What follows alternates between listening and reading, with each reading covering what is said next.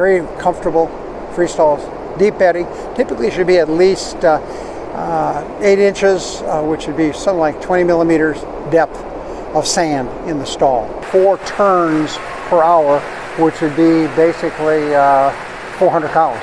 And I'm guessing it's about 42-43% dry melt. Notice we ball it up very slowly. It'll very slowly open up. Jesse sent a message saying that he won't be making videos anymore because you haven't subscribed to the Santa Fe channel. So subscribe now, and he will continue recording on farms around the world. And you're buying quota? You got some? I did buy a little bit, maybe 25,000 pounds. That's it. So this is the atrium. It's a really beautiful area as far as that goes for receiving people in that aspect as well. And this would be one of their show boxes they were showing when the kids had show boxes as well out there. And this would be his family right here. You can see the kids. I believe it's 5 children at this point, would be my guess. And they had some very good cows here. That's what the pictures are. It's dark here. This is his office. Really nice office. You can see this is the milking parlor, and I believe it's a double 50. We can double check with George. We're milking 100 cows at a time, and they basically have, you can see five people working on this parlor here, attaching and detaching. You can see the clock at the far end over there, and that will, after so many minutes, the cows will leave.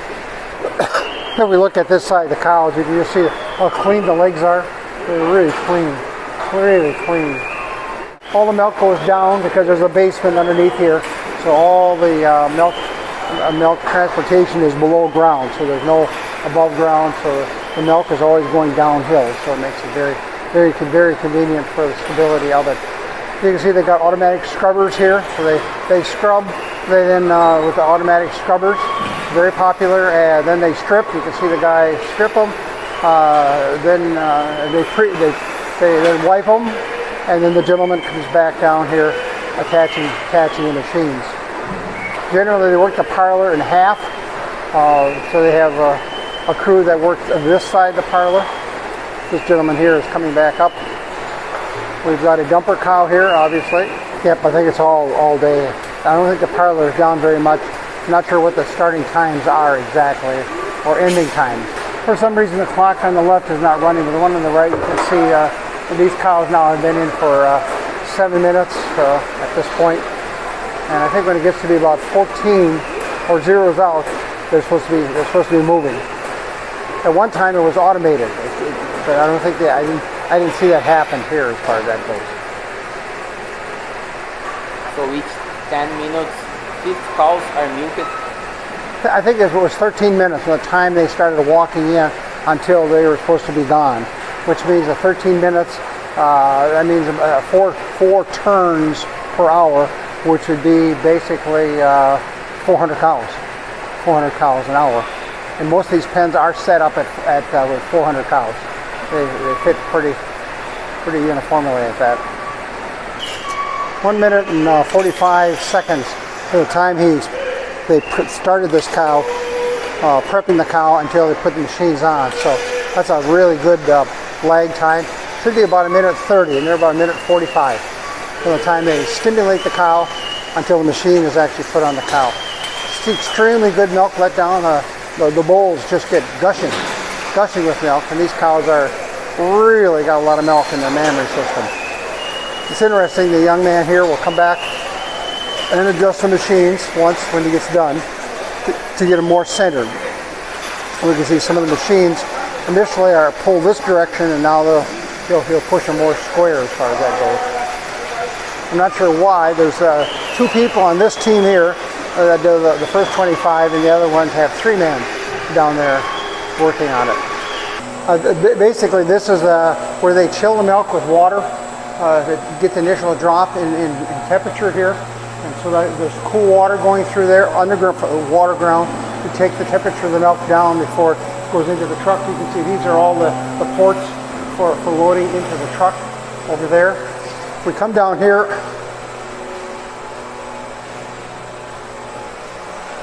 this is the sub-sampler right here. So it will sample a small amount of milk, from each of the strings of cows here, and that then is available to be checked for antibiotics, added water, residue, those kinds of problems. So it's all on-farm certified. So once it leaves, it's certified here, then it can go right into one of the trucks here and be ready to hit the road, as we'd say, get ready to leave as far as that goes. This is a very unique thing. Other farms, what will happen is the person will come to the farm, take a sample from the milk co-op, then take it back to the lab, and the lab check it, and by the time the lab certifies it that the milk is ready to be moved. Here it goes right basically from the teat end to the cow. So literally, you could be drinking milk that's less than 24 hours old from the time it leaves the cow's mammary system until you get your jug of milk in the store. So it's very fast and fresh as far as that goes. It's interesting, I didn't realize that they must have done some expansion because now they've got more ports. You can see there's another 2 tankers here, and there's another 4 tankers here. So it's potential to have 6 semi-tankers here to load the milk out. Needless to say, we get a big storm here in Illinois. It's not a good situation because this milk has to move from that aspect. So this is a pretty unique deal right here as far as that goes, certified by the state. We may have George talk more about it as far as that goes. And you can see everything comes in mass. These are big totes. These are all teat dips and products like that. A lot of the pumps are over here that are running. The milk equipment, you hear the whining of the pumps as far as that goes with it. So high tech. Big commercial washer and dryer sits over here. They wash all the towels after each milking in that large commercial unit as far as that goes. Well, this is the real heart of the feed center here at Stone Ridge Farm. You can see that we have all the commodity sheds here, and we'll count those up before we leave here, but you can see one is empty, but some of them you'll see have processed hay in them and products like that. You come over here, you can see we got different grain combinations over here. Some of this could be like a milk cow protein mix as far as that goes. Some of them will be just pure commodities like cottonseed or corn gluten feed or products like that. So if we look at over, they got 1, 2,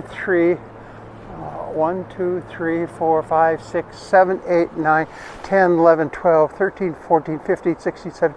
I count 19 different bays as far as that goes, which gives them real flexibility.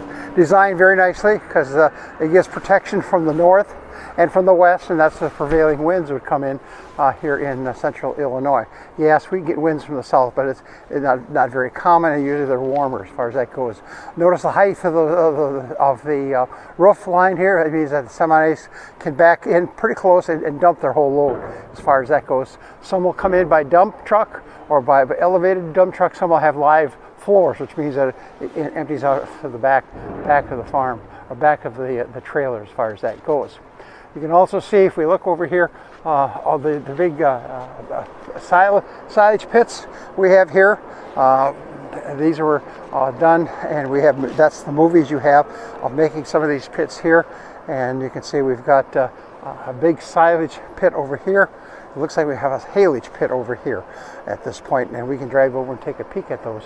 Very high, and of course with the amount of feed they got to store, safety becomes a huge factor.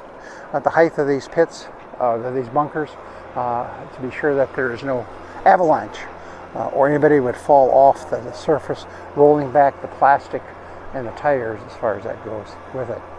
They continue to expand. You can see here today they are pouring concrete, so they continue to expand these surfaces. The beauty of this is all the feeds are right here for mixing, so it's not a very far transportation. Some farms will bring those silages up here to make them closer, but it's relatively close here with the payloaders. They get their silages in here pretty fast. Again, you can see, if you look over here to my direction over here, you can see that that's where the water or the whey, depending what kind of liquid they're going to put on the total mix ration, And notice it's got a nice angle with it, so that instead of dropping it all in one spot of the mixer, it spreads it out a little bit. And the last time I saw it, it was a triple screw mixer, which means it had 3 very large augers inside the box, so they can get tremendous mixing action and capacity to those mixers. You can see the forages have been somewhat pre-processed. If we walk over, take a look at this is some type of a hay product. And if we take a look at it, you can see that it has gone through some type of a grinding device. In fact, it looks like it's straw for dry cows. And a very nice job of straw, modestly short, very short particles. You see very few over 1 inch, and that's our goal, is to have most of the stuff less than 1 inch and a lot of it in the middle of the Penn State box. So and on a dairy farm, we would shake this out. We'd like to see 1/3, 1/3, 1/3 on each of the 3 boxes, and nothing over 1 inch, which would be about 26, 27 millimeters in the top box to minimize sorting. So this is straw over here. We can identify here. So that I'm not sure if they use a tub grinder, but they really process that very, very nicely so that it's ready to mix, to go into the mixer. Here we have a hay product that has, don't think that one's been processed. It looks like it's still some type of a bale, because it looks like it has bale, but fairly high quality with it. A little stemmy on it. So if you grab it and you grab it like that, it's kind of sharp. From that aspect here, this has not been pre-processed. It looks like these are bales at this stage of the game. And we can look at the other forage one over here. And I don't think this has not been processed either. You can just see the different flakes. Looks like big squares out here at this point. Let's walk down here. We'll look at a couple other commodities that we might be able to identify over here. This looks like corn at this point. Looks like ground corn. This looks like could be soy hulls as a pellet. It's that or it's corn gluten. Hard to tell from a pellet if it's soy hulls or corn gluten. I'll bet it's gluten as far as that goes as well. This looks like another allocation of cornmeal. We'll take a peek at it and see what it looks like. Yep, you can take a look at it. And again, when you look at the cornmeal, you like to see it very fine, and it is. They really got this. I'm guessing this is about 500 micron size corn. And a very nice job. And that just came in today. You can see they had the truck just dropped it here. There's another bay of it that's got older corn. That's very common, because now we can make sure we use the older feed, for lack of a better word, rather than let it increase in age. Looks like we have another corn. Looks like another bin of corn. And this is the one they're feeding out of right now. You can see the tracks where they're moving it. Not sure what this is. We'll take a look at it.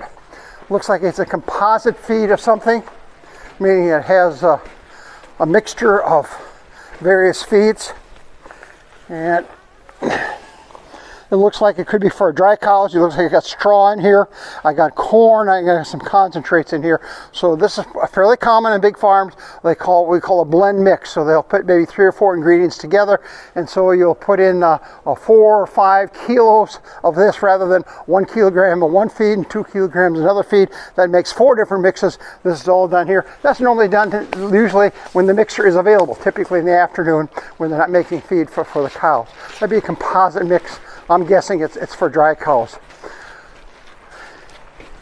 And as we walk along here, we've got that looks like it's a mineral mix, some sort, fairly dark. Don't believe it's molasses. And again, a fairly empty commodity mix, another mineral mix here, because they got dry cows, milk cows. I believe they feed a 1 group TMR to all the lactating cows, because the cows averaging almost 46, 47 kilos or liters of milk. So basically, they need to get all the groceries they can to the cows from that aspect. Okay, now what we have here is really one of the largest bunkers you'll probably find in the United States. It's very, very high.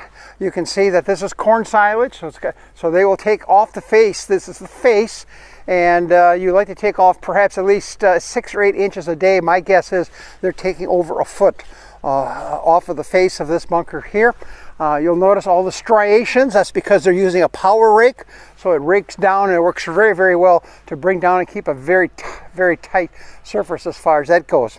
If you look at very high at the top of it, you'll see a fork up there, and that is primarily if there's any type of damage due to a hole in the plastic or something like that, they will throw that spot away because there'll be molds from that aspect as well. I don't know if they'll be mixing any more feed. Ideally, there should be no feed on the face of the bunker here because that'll get warm, and in 24 hours that feed will start warming up. So I don't know if they're going to do any more mixing or not, but it looks like they knocked down a little bit more than what they needed out here in the program. They do a very nice job. They'll knock that feed down, and then the bucket will come in and tip it upside down or mix it. So because we know the silage at the top will be slightly different than the silage down below, and so they'll go in and mix that up and get a more uniform corn silage. Corn silage is a major part of this ration here. I think it makes up probably 40 or 50% of the dry matter is corn silage. So it's a really heavy corn silage based diet, all produced right here locally on land as far as that goes. You'll notice these are all, you can see all these bunkers here. These are all corn silage. George tends to want to have a year's inventory, and that again becomes experience. So 5 or 6 years ago we had a big serious drought here, and this big farm was down to within days of running out of silage, and he said that'll never happen again. Bankers get very nervous about that because obviously I've got this feed sitting here for 8, 9, 10 months not earning any money, but the answer is you don't want to run out of feed at the level of production type of cows and that we have at this stage of the game. So he keeps a big inventory, especially on the corn silage. The hay, he purchases it every year, brings it in here, usually here in April and May, coming from the hay growing areas of Nebraska and Kansas, and puts it in that big hay shed that we just went by, and he controls that. But there is that much put into the ration. Usually the cover crop is made into a lower quality forage for dry cows. So it's we jokingly call that poor man's straw or rich man's straw, whichever way you want to use it. And it's going to be better than straw because it's being harvested in the dough stage, which means that you still have some grain and other high quality nutrients in it, but it certainly is not the quality of corn silage. Another neat thing, if you look at the bunkers here, you'll see all this limestone on the edge. I mean, he just seals it. He just really seals it down. And in fact, usually the first couple of days after they've been silent, they'll put a fan underneath the plastic to suck the air out, any air that's coming out, so it doesn't billow up. And then they'll put this limestone on the edge to really hold it down. Because there's winds. Yesterday when we were here, we had 25, 30 mile an hour winds. Well, trust me, if the plastic is not tied down, it will move. And again, you can see if we look at these bunkers here, these tires are tied together. So again, the tires are hooked together. The good news is, you look here on this surface here, there is no damage at all. And I look around here, and I guess I look at all the different bunkers and I do not see any damage. Usually that damage is caused by birds, or it's caused by an animal that gets loose and decides to go across the bunker. I'm not thinking many animals would climb up that big pile, as we would call it at this point. Fairly steep pile, so certainly it takes skills. I believe they had 5 or 6 tractors packing this bunker this year, and they had 2 big cloth choppers out in the field with 5 semis or so bringing it in. So I think it took 5 or 6 days to chop these huge piles of corn silage and pile it in. It's all done by a crew out of Wisconsin, and it's custom. They do put an inoculant on it, so it's done right. It is done right. The unique thing, of course, is the limestone on the bottom, and then tying all the tires together, both vertically and horizontally.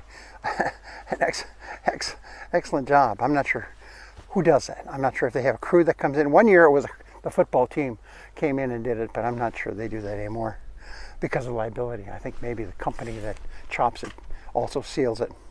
Normally there's a oxygen barrier on it so that it doesn't allow air to impregnate into the silage, and that's a common one is called Silo Stop. That's a commercial name, but there are several of them at World Dairy Expo that now sell those kinds of products, a special kind of plastic.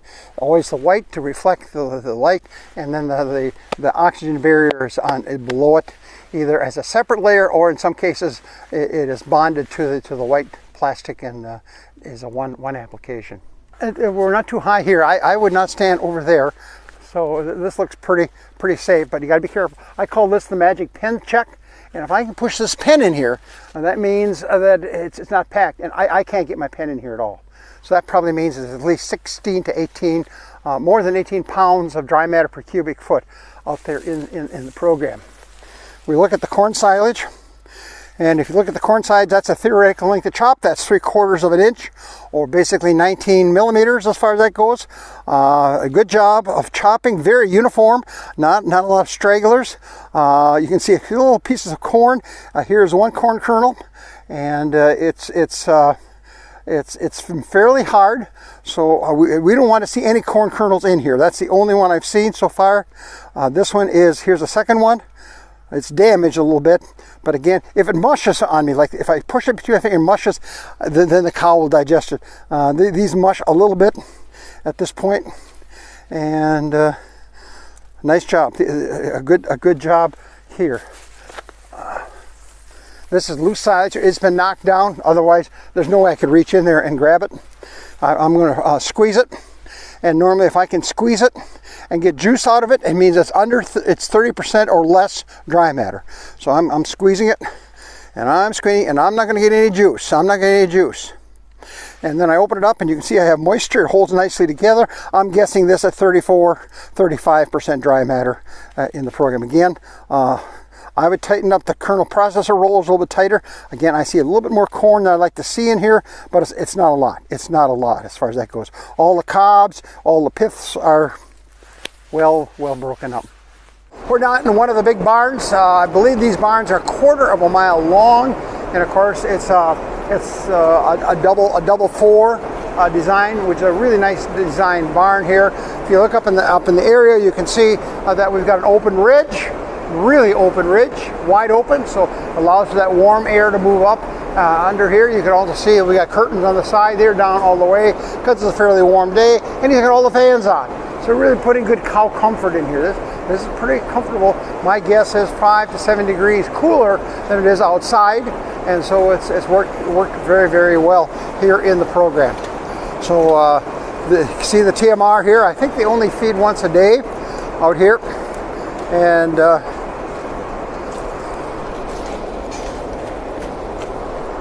it's a really nice TMR. You can see if we do the Penn State box, you can see we have particles there that are going to be in the top screen, but a lot of middle-sized particles in it.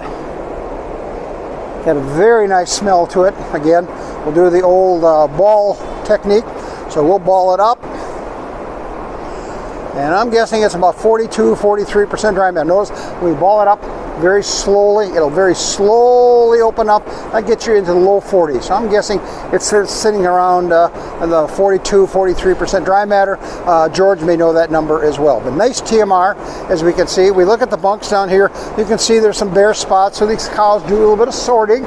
They do push it around a little bit, but that's why they come up and push it up a little bit as well from time to time. So there's sprinklers.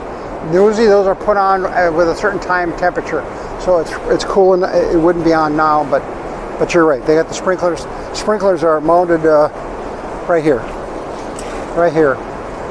and there's the nozzle, and so they're wetting the cows from the withers back is where they'll wet the cows down, and they will wet them down. I think they flush 4 times a day. My guess is that this barn's getting close to being flushed, because you can see that there's some liquid manure down there as well. Okay. What's important here is push the food and each 3 hours, 4 hours, or not? Yeah, we'll have to ask him. It used to be people were pushing every hour on the hour, and that's not needed. Typically every 2 or 3 hours. The really important time is about an hour or 2 after the cow comes back from milking, because they'll be eating the food. So typically within 2 hours after milking, they should be pushed up, and then 2 hours before milking too. Some cows, especially if they can't reach it, you can push it in, because that'll still be, we can see here, this feed here has not been touched. This is just as good as the day it came out, so no sorting, no changing, and so you can see about 1/3 of the food is original TMR as far as that goes. Not sure when it was fed. We can ask George. Very cool, so it's not heating up. Normally when you get warmer days, and today would be a warmer day, not a hot day, but a warmer day. It's around 70 degrees. That's a pretty good idea. I think we're still live. We're still on as far as that goes.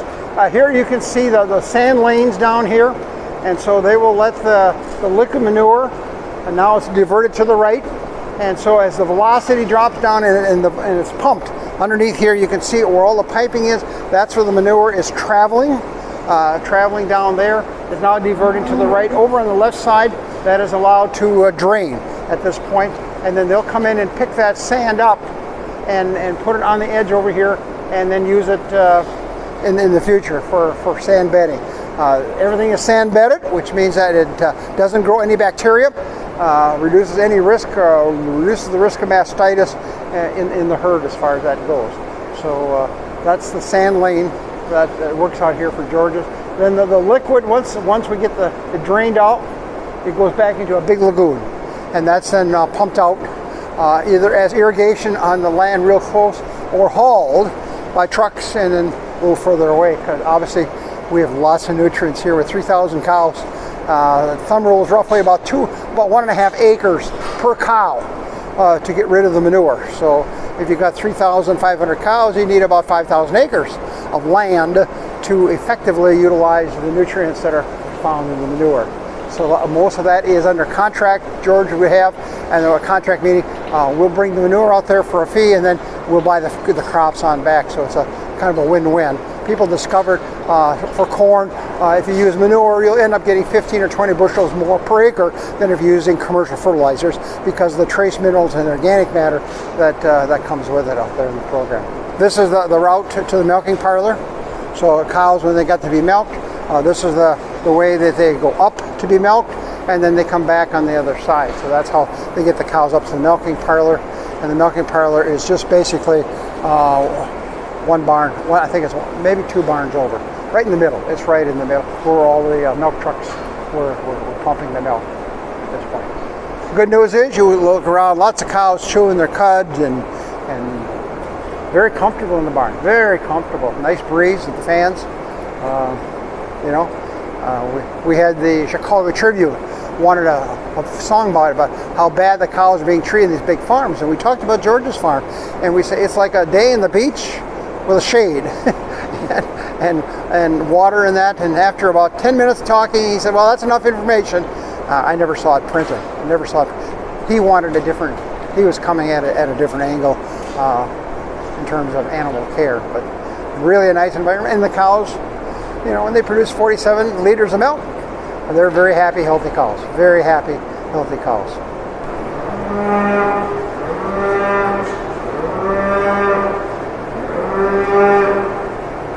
And you can tell it's milking time because there's a number of cows literally congregating right up here by the gates. So they're ready to be milked. Very good time to look at cows as you walk by in terms of lameness. If any of the cows are showing any evidence of lameness, which means that the heads will be bobbing up and down a great deal. When cows walk, the heads do bob, but you'll notice the black cow has no bobbing. The first cow did, but they're walking quite well. You're a young cow. Very full cows, lots of milk. These are the ones we saw earlier and said, these udders are pretty full. Remember, they're milked 3 times a day, so you imagine only milked twice a day, how tight these udders would get at this point. Cows are walking really well. I don't see any cow showing me any signs of lameness at this stage of the game. Also look at body condition score. I was looking at the pen behind me, and these cows are working pretty hard. They're thin cows. They are not heavy cows, is my view here. These cows have a little more body condition score on them, so these might be later lactation cows. I'm not sure. We could ask about that as well. Very young cow just in front of us here. This looks like a younger cow group, although this is an older cow right here in front of me, so hard to tell how they're grouping them. It could be done by reproduction, but they're in good shape. They are in a better shape, this group, And I look at the vertebrae. You can see the vertebrae, like the white cow. You can see the vertebrae exposed on her. Well, you don't, and the cow is looking at us right now. You don't see that at all. So this is the white cow with a high tail head is a little thinner than the cow that wants to pose for us and look at us, which is 1286 at this point. So, and of course, we're not helping a great deal. They all decide to look at us, just like at the Jersey herd. We're different, we're weird, so it kind of slows the process up, and we don't get to see the cows walking quite as easily as we did before. Okay, we're just looking here now at one of the barns. It looks like the cows are going to be coming back to this one here. Notice it's been flushed. So all the manure, the urine, the feces all gets flushed down to the middle of the barn, and then it goes out to the sand separator, and then of course out to the lagoon. So the water comes from that very large silo right over here is where that water for this barn will flush from. My guess they're flushing 3 times a day, probably after each. Notice how nice and level the beds are. They have a lot of sand in the beds. Looks like somebody does come out here and check them. You see there's any feces or urine. Feces especially are in the sand, and they'll just rake that off from that aspect there. It's a really wall of water, so it really cleans it out well. Notice there's really no buildup here.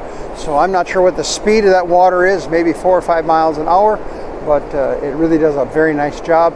And if you looked in the milking parlors, you saw the legs are really quite clean on the cows, and that's always a good sign. And of course, his low somatic cell count, one of the lower ones in Illinois, would reflect the success of the flush system. The water is recycled, which means that they will take water that's been out here in the lagoon and pump it back into these silos and reflush it. So when they flush it, you know immediately it's recycled water, because it's fairly strong odor that's associated with it. But if you smell, there's really no odor on the farm, and very few flies. Those are probably the reasons why we just don't see many flies. There's a few flies, but nothing like you'd see on some farms with the cattle like this. But it's amazing, if you look down the aisle, you can just see how high the slope of the barn. It's really steep. You can see on the west end over there, it's like a little hill. It's like a little hill as far as that goes. And this end would look the same way. We're standing here now, but we just don't see as much of it as far as that goes in the program. So very comfortable, very comfortable, very comfortable free stalls. Deep bedding typically should be at least 8 inches, which would be something like 20 millimeters depth of sand in the stall to give adequate comfort for the cow. Adequate comfort. This shows the where the wastewater and separations occur. We saw the sand separator leading into this. There's 2 lagoons here, and it looks like this is the cleaner one on the right side. I'm not sure what goes in that lagoon versus this lagoon here. If I look at the lagoons, it looks like they're about half pumped out. So my guess is because of the corn harvest, they took a lot of the water off here and put it on the land prior to putting down a cover crop or whatever they're going to do. But you can see fairly high walls there, and of course that's when you get to the top 20 or 30 centimeters. That's the big part of the lagoon. So there's lots of capacity out here on the farm. We see equipment here. I'm not sure why that's here. If they're doing anything with cleaning out the lagoon, I don't know. If George is coming here, we could ask. It is interesting. We see a pile of manure solids over here, and I suspect that's coming out of the bottom of the lagoon as far as that goes. The lagoon is lined with clay and impervious, and so that was one of the big questions, because we're sitting on one of the major water supplies here in East Central Illinois that provides water probably to 15 or 20 different cities, including Champaign, Urbana, Mahomet, those locations as well. Excellent aquifer, a lot of water, high quality water too. We can see the leg here as well. This is what flushes the barn. So it fills automatically and it disperses automatically, or however it's going to work. But I think he's been very satisfied. Very seldom do they have a problem with freezing. We do get some cold weather here, but they'll tie those barns down pretty tight, so there isn't a lot of ice buildup. Initially, the first year or two, there was some problems with ice buildup in the barn. And of course, that makes it extremely dangerous for the cows, the cattle, the people, everybody involved. But I don't hear much about that anymore at all. Well, we have another person that joined us. This is George Kasbergen, and Hello. he's the owner-operator and the head chef, and pays all the bills, right? And Yep, for the dairy. do they pay you a lot of money? Does he pay you? Garrett does payroll. I do payroll. Holy cow. Great, fantastic. Well, we just want to know a little bit more. Why are you here? Why did you're from California, are you not originally? Yes. Why'd you come here? Reason it was urban encroachment in Southern California, and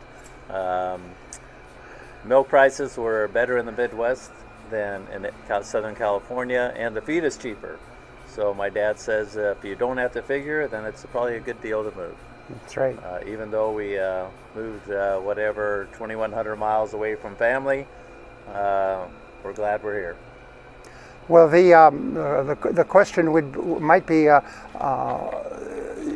you're shipping milk to Prairie Farms. Yes. You always didn't do that, did you? No, I did not. I started out with Grande Cheese, our dairy up in Wisconsin, where we milk 2,000 cows. We ship our milk there, and then I was just piggybacking on that operation with this one, and shipped there for maybe, I'd say 3 or 4 years, and then Prairie Farms called me up, and I made the switch, and I've been happy ever since. When did this farm get established? In 2000? October of 2002, so we've been here 22 years. Milk, you'd be milking starting in October of? October 2nd of 2000. You know that date? You know that date Yeah. well. What kind of milk are we getting off of these cows? Right now we're at about 111 pounds energy corrected milk and 108 pounds fluid milk. Which means that your butterfat test is sitting 375. 375. Where's protein at? Protein's little loads right at 30. 30. Man, you could be after that nutritionist as far Yeah, as, we need a better nutrition. because you get paid for that right now. Well, you get paid more for the fat. Yeah, but the protein's coming back finally. Yes. Finally, Yeah. it was way down there for a while, but now, but the fat's staying high. But buckle up, guys. Have you seen what happened to the butter market the last couple of days? No, I have not. Oh, you don't want to. You don't want to look at the butter dropped. market. What happened to the dropped. butter market? It went down. It went down. Yeah, butter market went down. Cheese stayed pretty stable, but they're still talking. $22 per hundredweight for 3.5. Obviously, you're doing better than that with Prairie Farm. Will you get 24? Probably. Yeah. Gross, yeah. And our hauling is about $1.05 per hundredweight. Okay. We were at World Dairy Expo, and there's a Jersey breeder there. He's over $30. Of course, he had a five butterfat test, Yeah. but he's over $30 as far as that goes. I see like a lot of Holstein herds like are in the mid, or dairy up in Wisconsin is at 4.4 and 3.4 protein. Wow. Yeah. And Now, they're at are you a partner of that as yeah, well? own half of it. Half and half. Yeah. Is the herd in California still?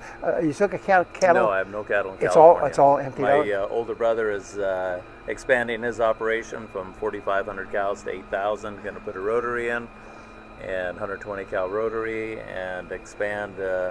Basically, put new roofs and free stalls on his barns and make them wider. A 6-row barn versus a 4, and they would just do all the palpation and all the bed work inside. Is that going to be California? Is that in California? That my older brother, yeah. Okay. In Wow. case, yeah. Okay. Fantastic. Well, another question is, what are we feeding these cows out here? We saw some big corn silage piles. Yeah. There's a lot of corn silage out there, sir. Yeah, I put up 65,000 ton of corn silage this year, and I still have about 5 months left of 23 silage. So I feed around 3,000 ton a month. Wow. Fantastic. So I have a couple years inventory. I like that. That's kind of the key to the production for me. Okay, just a consistent diet. Yeah, and it sits and it's highly digestible. This year's corn silage, our first crop, was between 43 and 48 starch. Wow. And Now that's right here, raised Yeah, right here. yeah, Are you high chopping or not? No. No, you're taking a roll. Yeah. That's a huge number. Yeah. Then Huge. we planted corn after our wheat, and that was between 38 and 43. Wow. No any soybeans being raised? No, we didn't have any soybeans this year, but next year I will. You will next year. The wheat is being taken off as a cover. It's a cover crop, obviously. Yes. I assume is this your land right here? Yes. That's wheat. That's wheat. That's No, that's oats. Oh, I'm having my neighbors grow all the wheat. Oh. They're gonna So grow this could be 5. fall oats. No, it's just a cover crop. Oh. Yeah. Because you could harvest that, in November. That's a really good crop. Yeah. When'd you plant it? Good August. question. Yeah, right after silage. Yeah, probably beginning of September. You need 60 days. Yeah. What? Boy, it makes fancy feet. But then it's no longer a cover crop either. If you take Right. it, well, the plant is still there. I mean, Right. you're Yeah. going to I harvest just do it for erosion purposes. Yeah. I used to do oats and radishes to help with the compaction and stuff, Yeah. but the radishes got too expensive. So basically, the calves are being raised still by over. By Quinn and Nelson's ear, yep. I mean, how many? Were they 2 months? He keeps them 2 months over there. Oh, they keep them there about 7. 7 months. Yeah, 6. Wow. 7 months. So he's got them weaned at that point. Oh, and, yeah. And off and And then running. from there they go to northeast Colorado at Chuck Feldposh, and then I get them back at about, I'd say 21 months, Okay. and they calve at. What do they 22. charge you? $2.50 a day out there? A little more. A little more than that. Yeah. No? Even with $3 bucks a day. $3 a day. Even with cheap feed. Yeah, cheaper but I'm feed. sure they're locked in. Yeah. You know. Yeah. Wow. So it's not cheap. You get to pay that bill, don't you? Yeah. Yeah. Yeah. It's not But it cheap. works well. I assume it works well. You're not going to bring them back. No. Heifers. No. They come back at about 21 months of age, weighing a little over 1,400 pounds. Wow. And They they have really 60 grow- days. They grow them well for you. Yeah. You're satisfied with the body condition Yes. and growth rate.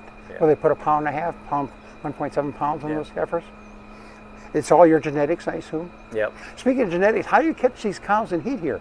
Uh, We saw 4 of them in heat. If you want the oh, you numbers, didn't breed them for me? I'll get back to you on that. Okay. Will you enroll in my class? No. Then I'm not going to breed your. too Then I'm not much. going to breed your cow. So All right. Yeah. that's just trade off. Just trade off.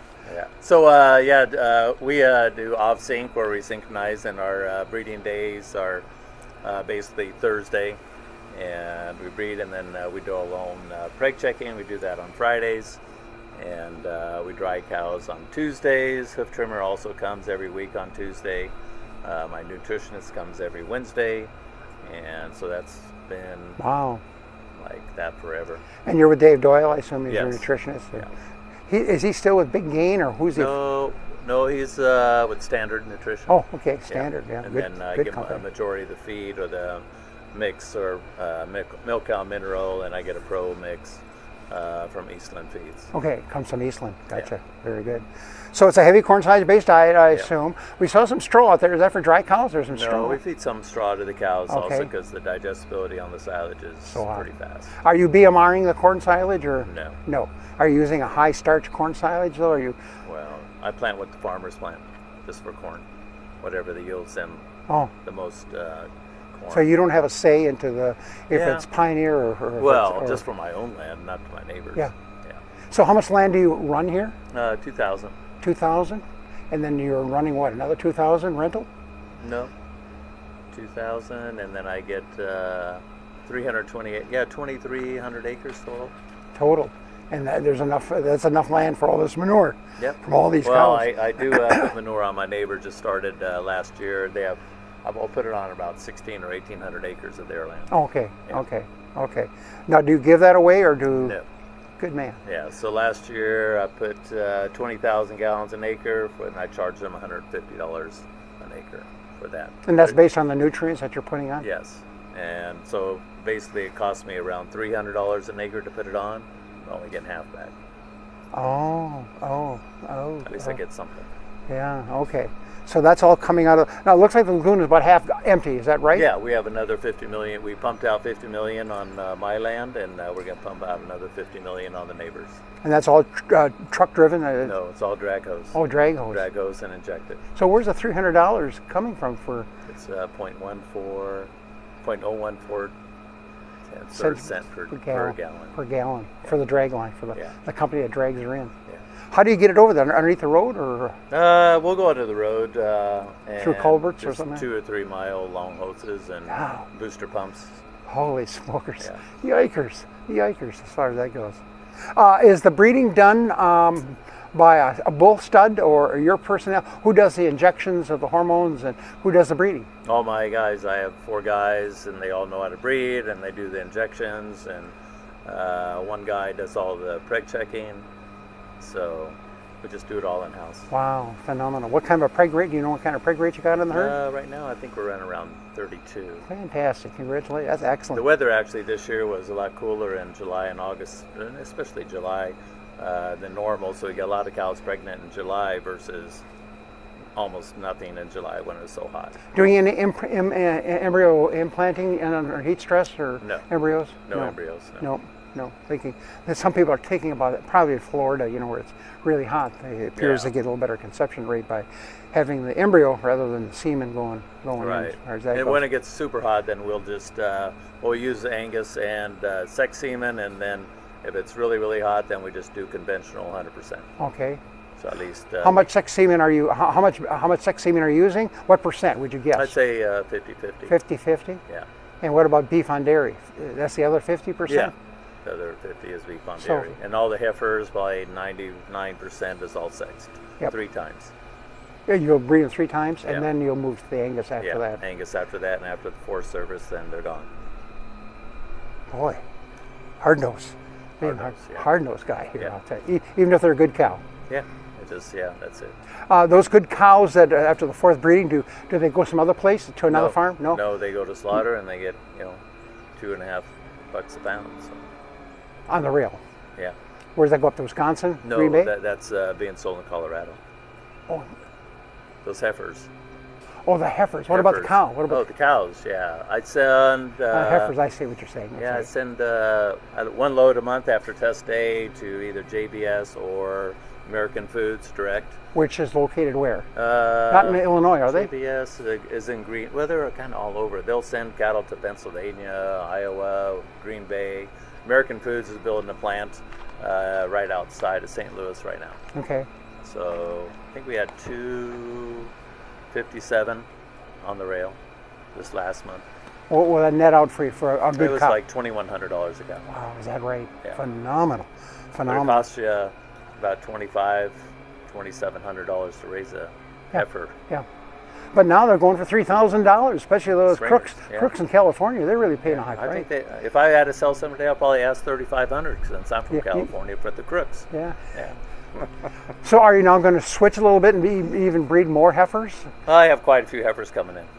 Because that's the talk now. People are saying, but you're 2 years away. You had to make that decision a year ago. Yeah. We're within 3 months we'll be kind of ready to sell some. What are you doing with the crossbreds? Are you raising them, controlling them, owning them? Dairy on beef? No, just selling them. Selling them at what? Day old. Day olds. Yeah. Day olds. So day olds, I Does it go to Zares or somebody else picks them I up? sell them to Zares for $800 per head for the Angus. And it's his. They're his. Yes. So if they die, they're his. they're his. Yeah, and then $400 for the Holstein bulls. Okay. So that's no big, small, or anything else. It's just the average. Yep. 'Cause before he would price them on weight, and then say it would be 1,600. So we just averaged them out at 800. So what is Zares typically charging you, about $3.50-$4 a day on feed? Yeah, 3 and a quarter. 3 1/4. Yeah. That's a good deal. Yeah, they get all my waste milk for free. Okay. Yeah. Is there much waste milk here? I probably have 60, 70 cows going in there. What's the somatic cell count on the herd? 89,000. Isn't that amazing? We were marveling at the cleanliness of the legs of the cow. I mean, Okay. that's what you can really see when you're watching the parlor. Yeah. Are you still milking every 14 minutes, trying to turn that parlor Every 13. Yeah. every 13? Yeah. Can they make that? Oh yeah. Where's this going to go? I mean, you're on a quota, I assume, at this point. Is that Yes. is that a problem for you? It's good. It's good. I'm at 355,000 a day. Right now we're shipping 359,000. So we're a little over. And if you're a little over, at the end of the month, there's a small adjustment made, or? Yeah, it's if you're over 100,000 pounds over, they'll charge you $12 a hundredweight. Wow, $12. They charge you $12.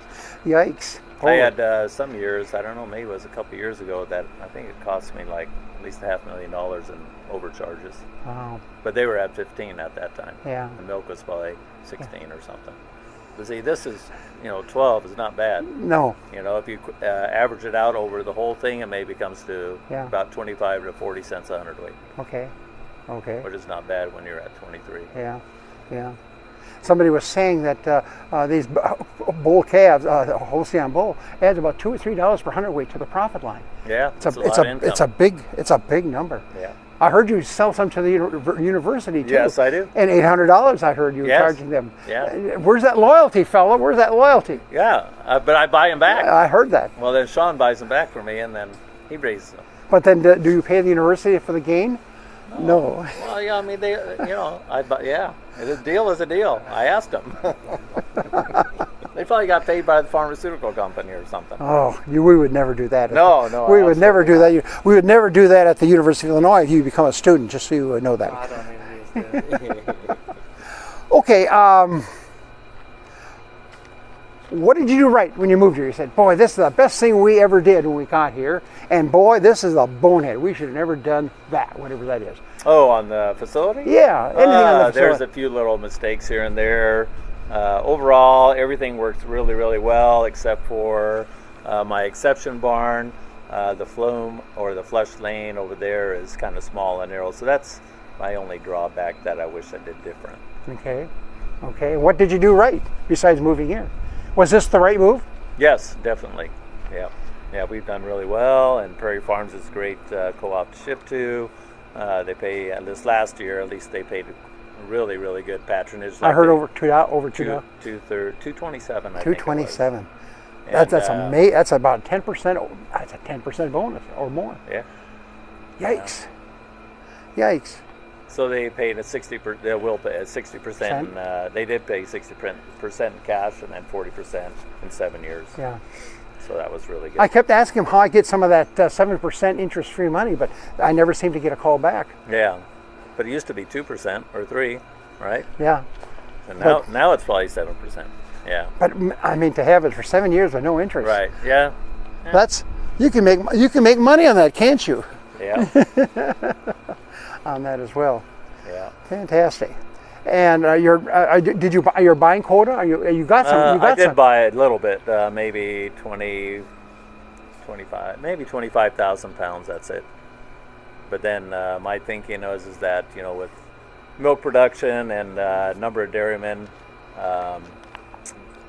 Prairie Farms has and demand, that eventually they have to give us more base. More base. And more they base. did. They gave us 3% last year.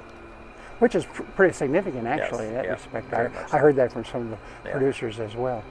But you've got to buy the base in this region here. That's your problem. Right. You don't have a lot of. Well, the region used to be a lot smaller, and now it's a lot bigger. They only have 3 regions now. Oh, is that right? Yeah. They used to have like 7 or 8, I think. Yeah, they only have 3 now. 3 now. What? Yeah, North, so Central, it's and South? from here all the way to whatever, Tennessee, in the south half of Illinois, and then you got the northern half is another zone.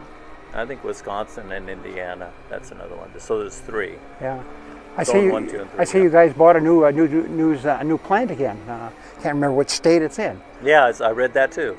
I can't think of it. And when you get old, that gets to be a problem. I But just read it. I just read it too. I think it was in Ohio. Yeah, maybe? I think you're right. Yeah, it was in Ohio. They bought a plant there. Yeah. And everything was going to stay the same, and so that's all good. And I believe there might be building another plant in southern Illinois. I think I'll go UHT. Yes. Yeah. They were saying, I talked to a colleague of mine in Kansas, and 2/3 of the milk in schools is UHT milk. Yeah. So the kids just adjust to it. Right. And he said you can put chocolate, it helps, but you can't. It still tastes a little different. Yeah. Have you drunk it? No. I've consumed it. Okay. It has a different taste. Yeah. It's basically UHT milk. Boy, that solves a lot of problems. Yeah. With UHT milk, that would really be. That's where it's going to go. That's where it's going to go. The whole world is UHT except for us and.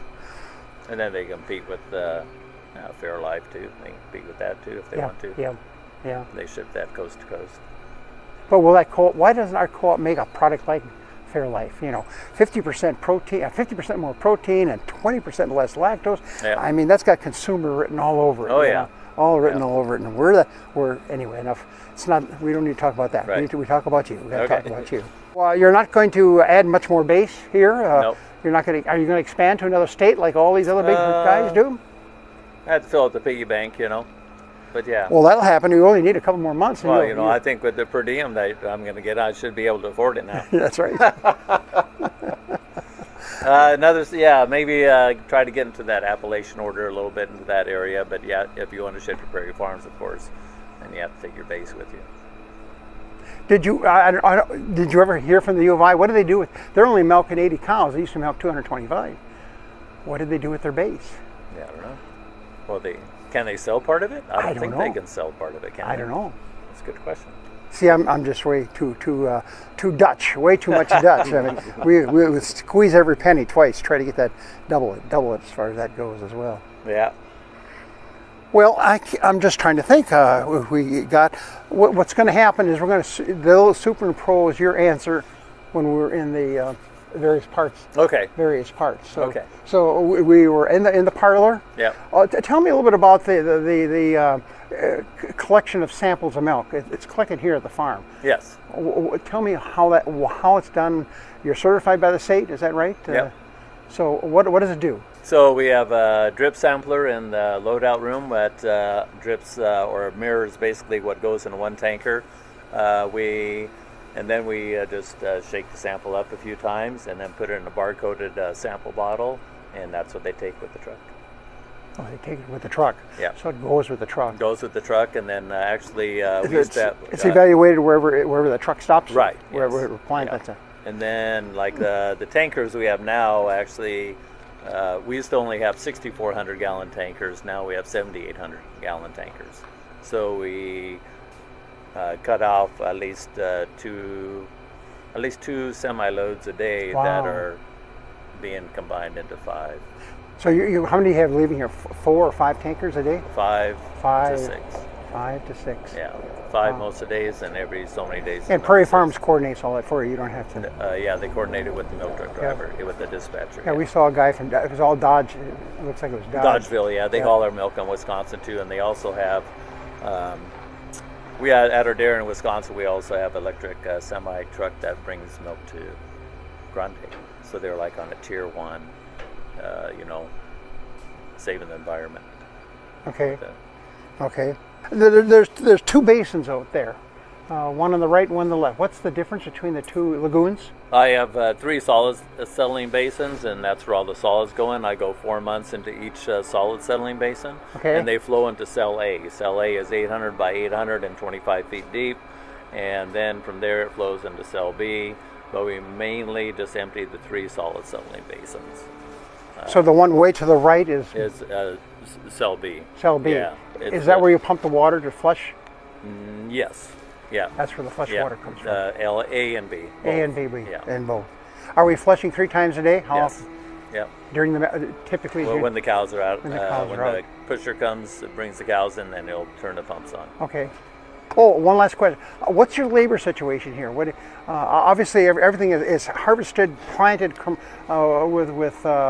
you're not planting, you're not harvesting. No, I'm not planting, I'm not harvesting. We only do the spring tillage and fall tillage.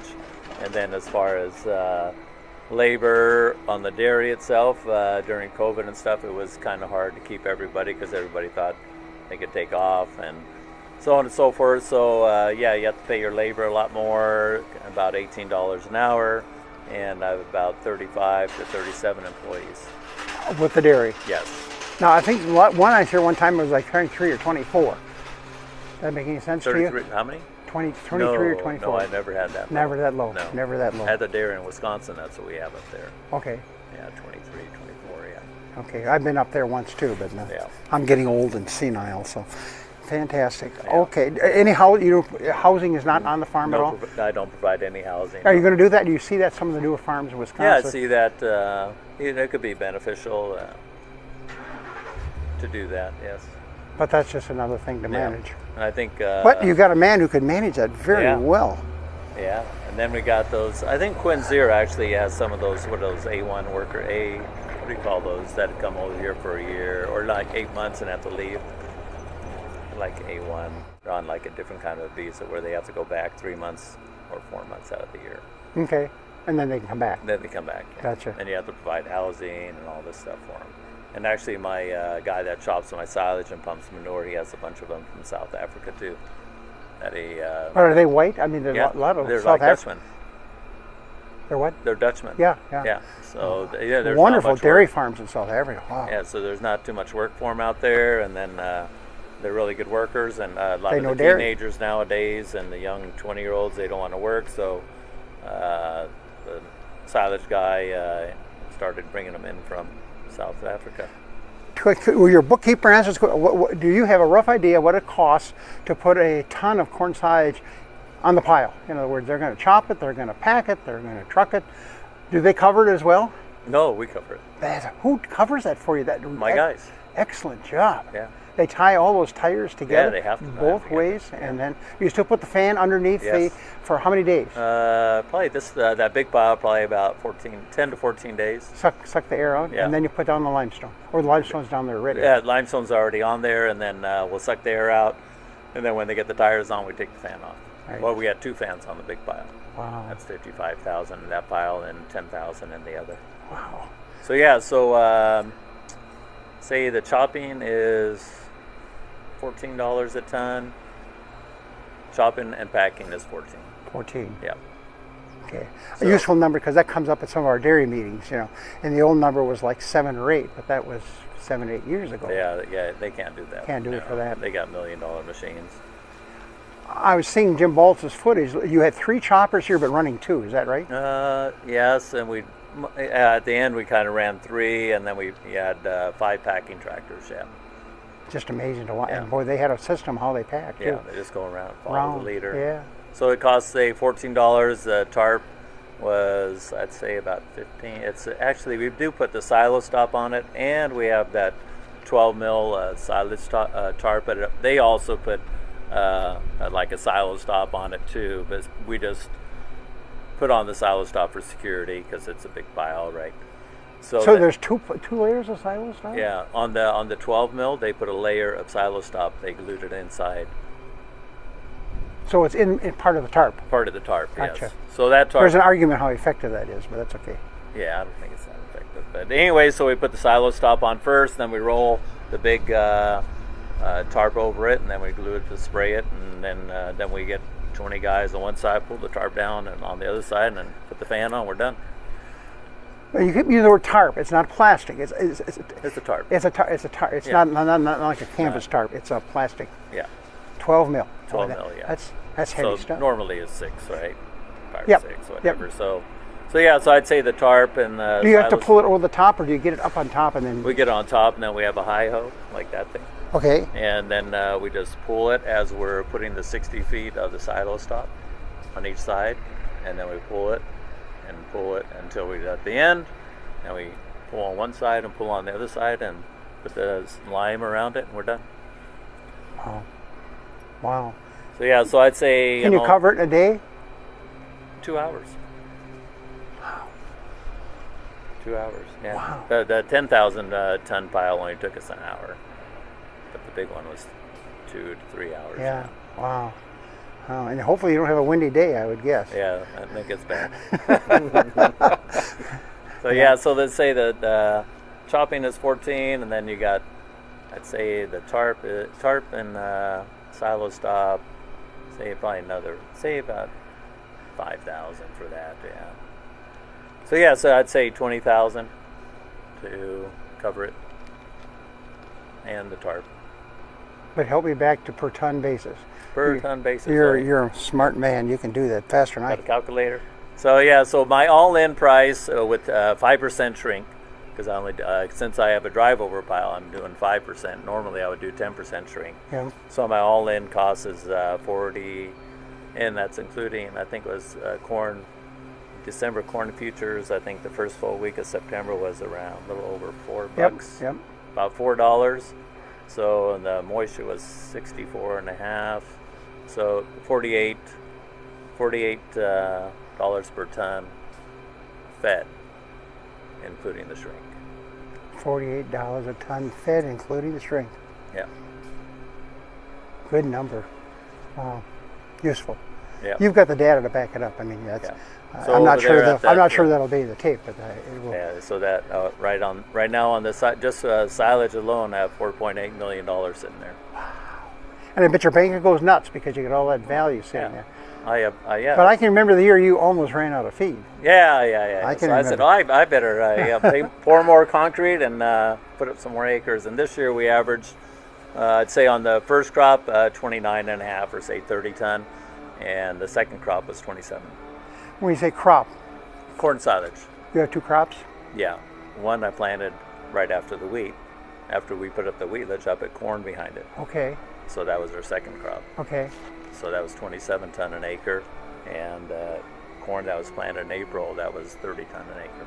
Amazing. Just think of the dry matter. Oh, that's nearly 10 tons per acre as far as that goes. Yeah. Phenomenal. Welcome students and potential students. We would encourage you to consider enrolling into our Santa Fe Dairy Nutrition and Feeding class. 50 different modules, different weeks of information that you can study at your pace. At the end of each of those modules is a quiz, and if you complete 70% of those quizzes and with a passing grade, then you get a certificate of completion. So not only is there the class that has all these modules in it, all the way from forages to reproduction, on-farm management, locomotion, that we also have a whole section on NASEM. NASEM, of course, is the new dairy NRC, and each of the chapters we discuss, and you can look at that at your leisure as well. Once a month we go live to classes in English, and you're able to get your questions answered and also hear more of the latest information. Each month we pick a topic. Some topics will be such things as byproduct feeds, another one will be feed additives, for example. And right now there's 3 or 4 brand new feed additives that are available for dairy producers here in the United States and in Canada. So certainly we'd welcome you there. We also have an international community. That's a kind of a fun one. If you have a question, you can send it in. And anybody who speaks that language, if it's international community, it's English, and people that are enrolled in that, they will answer some of those answers. I will also go on every Sunday and verify if there's some questions that haven't been answered. I will answer them at that point. So it's kind of a complete smorgasbord of different opportunities, the class, the weekly and the monthly meeting. And then we also do what we call a research report. That means every week we highlight new information from a webinar that I attended. These are 4 to 5 or 6 minutes in length, or a new article from the Journal of Dairy Science. And so we try to keep you up to date on some of the latest research results. So hopefully you will find some excitement in joining us, and we'd love to have you as students. Thanks, and have a great day.